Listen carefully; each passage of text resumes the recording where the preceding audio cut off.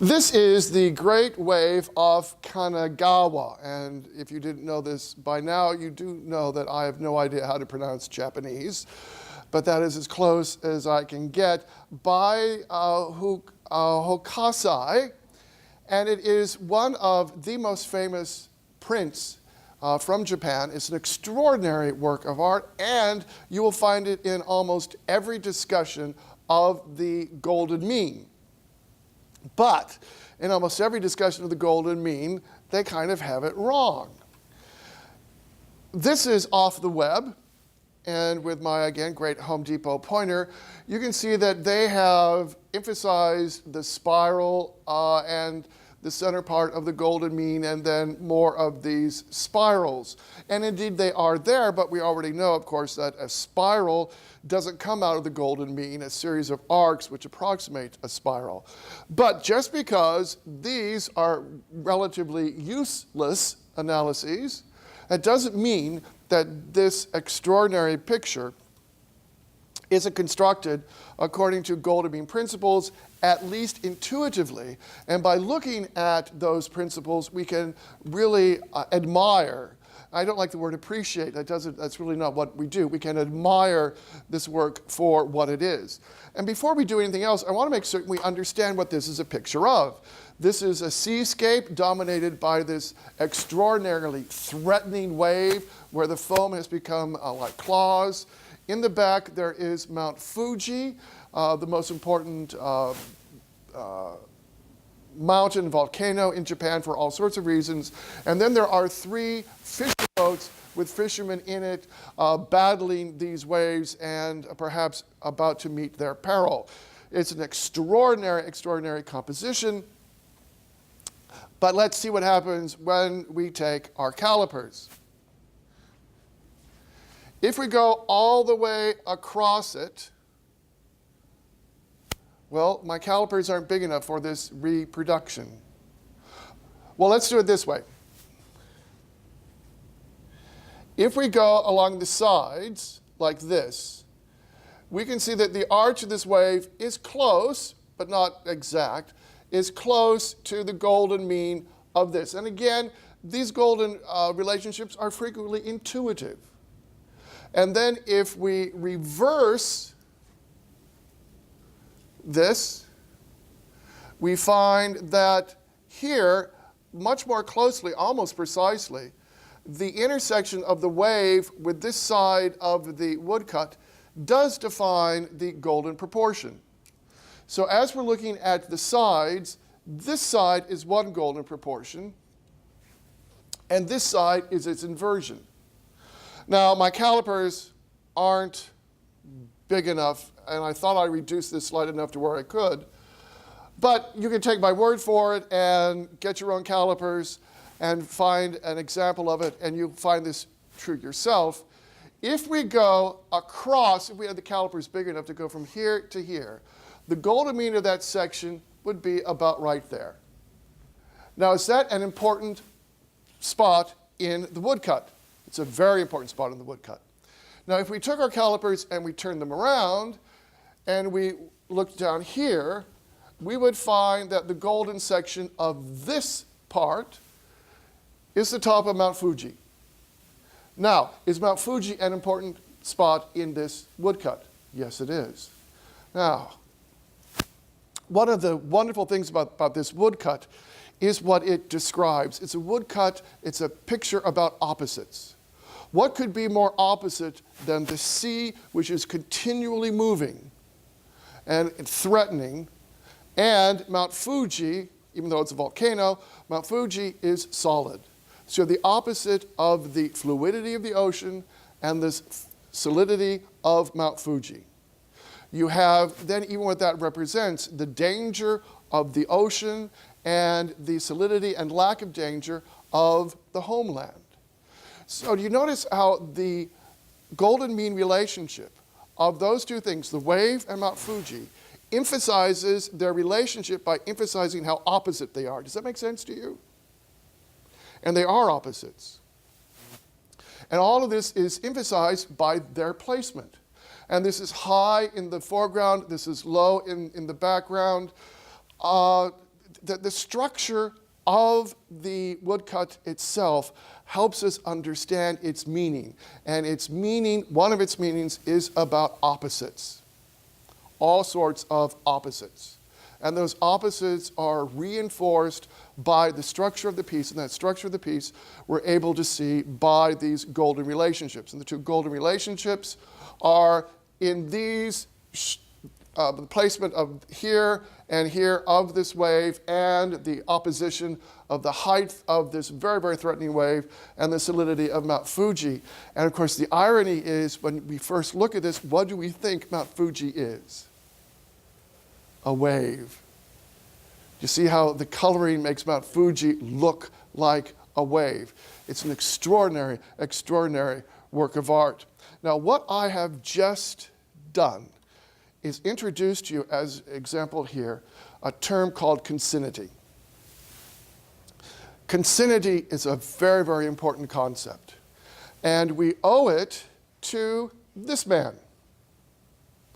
This is Leon Battista Alberti, one of the most remarkable people in the history of our civilization, 1404 to 1472. He was born exactly 100 years before Michelangelo finished the David in Florence. And Alberti did everything. He was an architect, he was a philosopher, he was a mathematician, he was a surveyor. He was one of the first people to start looking at what remained of the monuments of Rome and start measuring them and looking at them. And he came up with this idea of concinnity, which he defines. He says this: I shall define beauty to be a harmony of all the parts in whatever subject it appears, fitted together with such proportion and connection that nothing could be added, diminished, or altered but for the worse. And that's so important. Let me say that again. Put together with such proportion and connection that nothing could be added, diminished, or altered but for the worse. And that comes from his book on the art of building in 10 books from 1452. Now, I came across the term concinnity from Jan Leroux, who was one of America's most important theorists, a man who still has yet to receive the recognition which is his due. And he resurrected the term of concinnity, particularly in his work with the symphonies of Haydn and Mozart. And he defined concinnity for us as concinnity is the purposeful reinforcement of the various elements of a work of art. That is his take on Alberti. And if we think about that woodcut that we just saw, the various elements of that woodcut, let's just look at color, blue and white. That color, blue and white, how did they combine to the meaning of the painting? The meaning of the painting is the relationship of opposites. Well, blue and white for the threatening wave, right? And blue and white for Mount Fuji. Color, the unity of color helped emphasize what that painting or that woodcut is about. What about the proportion of that painting, the design, the way in which the golden mean flipped emphasizes the height of the wave and Mount Fuji. Again, that's another element which combines for a unified purpose of helping us understand what that painting is about, kind of the unity of opposites that we see there. That painting is a wonderful example of the business of concinnity. And I'd like to look at another one. And this is from literature. This is the opening of Milton's Paradise Lost. It's written in iambic pentameter, and I'd like to go to the bottom and read this backwards. Now, I'm going to read it in a really silly way, emphasizing the iambic pentameter, but there's a purpose to it. Things unattempted yet in prose and rhyme. Ba-dum, ba-dum, ba-dum, ba-dum, ba-dum. That's iambic pentameter, and it's a characteristic of the English language. Things unattempted yet in prose or rhyme. Things unattempted yet in prose or rhyme. 10 beats. Going back. Above the Ionian Mount while it pursues. 10 beats. That with no middle flight intends to soar. 10 beats, same rhythm. Invoke thy aid to my adventurous song. 10 beats. Fast by the oracle of God I thence. Again, this is really a silly way to read it, but you're getting the point. Delight thee more, and Silo's book that flowed, 10 beats. Rose out of chaos, or if Sion hill, 10 beats. In the beginning, how the heavens and earth, 10 beats. That shepherd who first taught the chosen seed, 10 beats.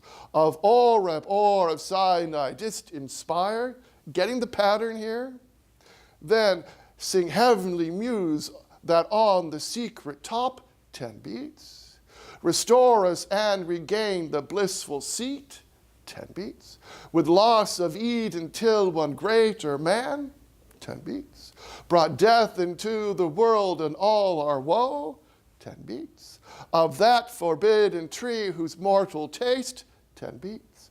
Of man's first disobedience and the fruit. Ooh. Did you hear that? Now, you can make that top line into iambic pentameter, a man's first disobedience and the fruit, but you've got to force it. Of man's first disobedience and the fruit. Do you hear what Milton does to the rhythm of the verse? Of man's first disobedience and the fruit. Well, what is this poem about? Paradise Lost is about the loss of paradise. It's based upon the opening of Genesis, of the creation of Adam and Eve, and of their temptation, and how through their disobedience to God, all of the disasters that characterize humanity, pain, sickness, work, death, enters into creation. And how do they do that? They eat the forbidden fruit. Of man's first disobedience and the fruit. What happens when in the story in Genesis, man eats the fruit? Well, the first thing they do is that they have broken God's law. What does this do, at least is the way I read it here, what does that do to Milton's meter? Ba-dum, ba-dum, ba-dum, ba-dum, ba-dum. It breaks the meter. You see that? Again, you can force it into this, certainly you can. But there's another way it doesn't work. So what does the meter of the poem do? Literally, it breaks the law. You see this? What is the story about? Breaking the law. What happens when you break the law in that story? Bad things happen. Death happens. And how does it happen? Well, because you've eaten the fruit. Now, if you say that line in your mouth, a man's first disobedience and the fruit, it feels bad in your mouth. A man's first disobedience and the fruit, it tastes awful. It sounds awful.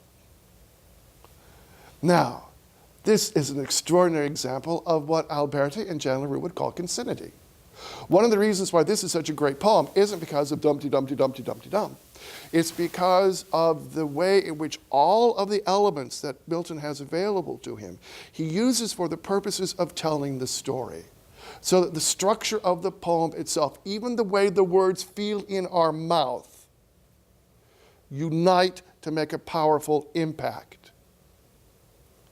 Our greatest works of art, whether they are literature or porcelain or architecture or music, our greatest works of art are characterized by extraordinary high levels of concinnity.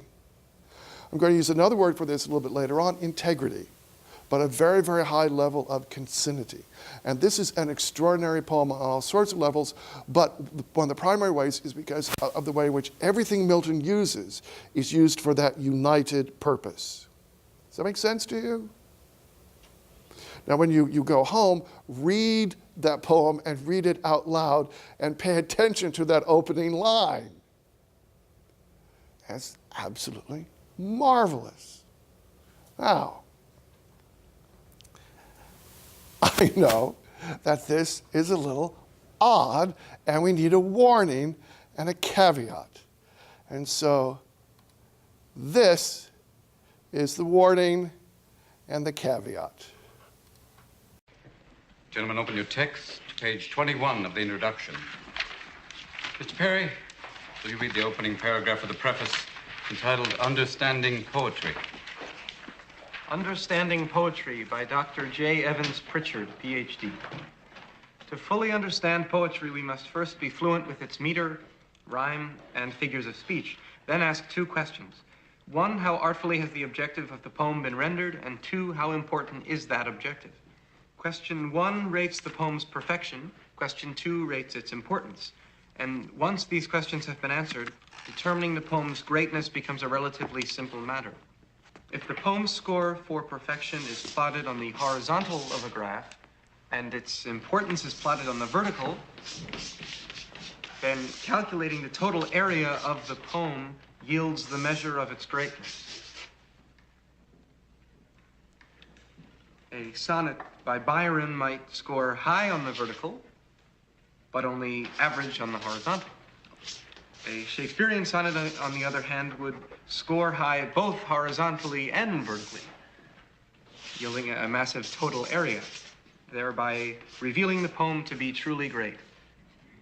As you proceed through the poetry in this book, practice this rating method. As your ability to evaluate poems in this manner grows, so will your enjoyment and understanding of poetry.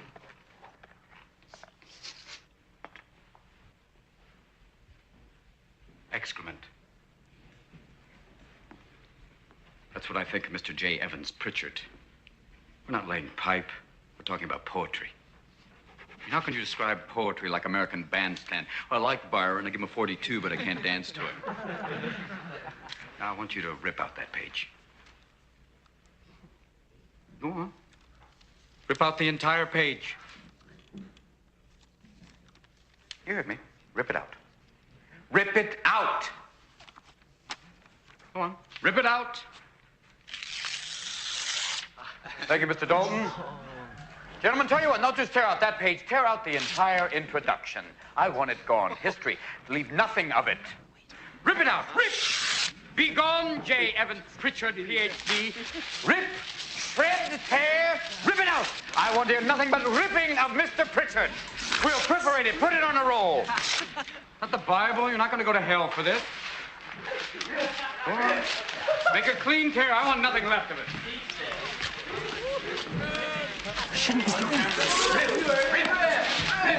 Rip it out. Rip. Rip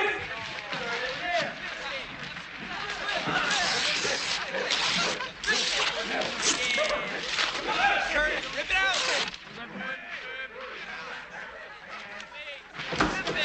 What the hell is going on here? I don't hear enough rip. Miss Keating, Mr. McAllister. I'm sorry. I didn't know you were here. I am. Ah, so you are. Excuse me. Keep ripping, gentlemen. This is a battle, a war, and the casualties could be your hearts and souls. Thank you, Mr. Dalton. Armies of academics going forward, measuring poetry. No, we'll not have that here. No more of Mr. J. Evans Pritchard. Now, my class, you will learn to think for yourselves again. You will learn to savor words and language. No matter what anybody tells you, words and ideas can change the world. That's, of course, from Dead Poets Society, one of my favorite movies and one of the greatest scenes in the movie. We're going to take a short little break and going to come back and talk about that, but we're not going to rip out anything, at least this afternoon. 5 minutes.